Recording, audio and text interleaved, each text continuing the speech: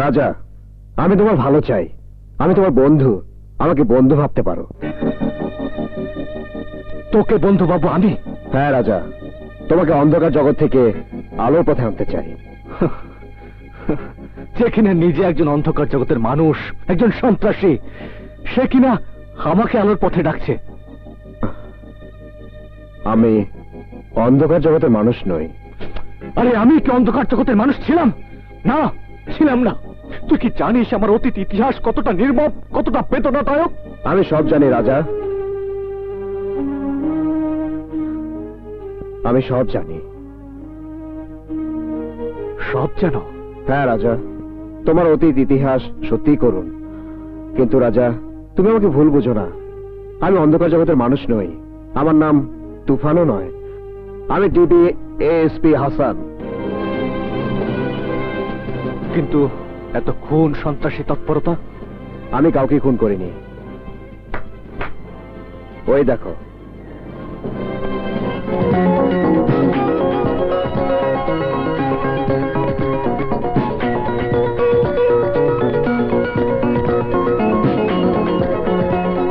এই সবই ছিল আমার সাধারণ নাটক। তুমি আমাকে সহযোগিতা করো রাজা। আমি অলরেডি মিজু চৌধুরী ও নাসির খানের ফাইল রেডি করে ফেলেছি।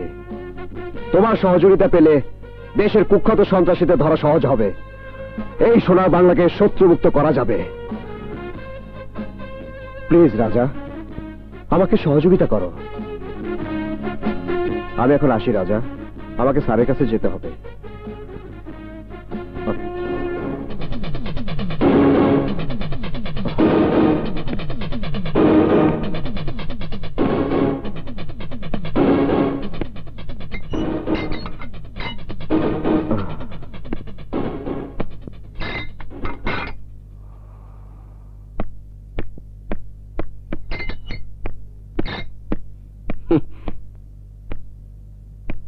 কি বুঝলেন রাজা সাহেব? দেখলেন তো আমার স্যারের কারিশমা কেমনে আপনারা ধরে ফেলাইলো।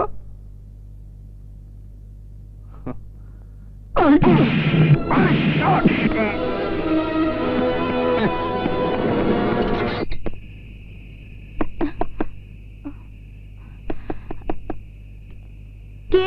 দরজা খোলো, আমি রাজা। দরজা খোলো জলদি। রাজা তুমি এত জলদি আটকাও। আমি হাজত থেকে পালিয়ে এসেছি, পুলিশ আমাকে ধাওয়া করছে। কেন যে তুমি এসবের মধ্যে যাও আমি বুঝি না। কতবার বলেছি তুমি পুলিশের কাছে আত্মসমর্পণ করো, আলোর পথে ফিরে আসো। না রানী, আমি নিজের হাতে মিজু চৌধুরী ও নাসির খানের প্রতিশোধ দিতে চাই। আমি আজ মার কাছে যেতে পারি না, বাবার স্নেহ থেকে বঞ্চিত। বলতে পারো কার জন্য? হ্যাঁ হ্যাঁ, ওই মিজু চৌধুরী ও নাসির খানের নোংরা রাজনীতি আমাকে করেছে অন্ধকার জগতের বাসিন্দা। তোমাকে নিয়ে বড় ভয় হয় রাজা, ওরা যদি তোমাকে মেরে ফেলে তাহলে আমার কি হবে? ভয় পেও না রানী, তোমার ভালোবাসা আমার সাথে আছে।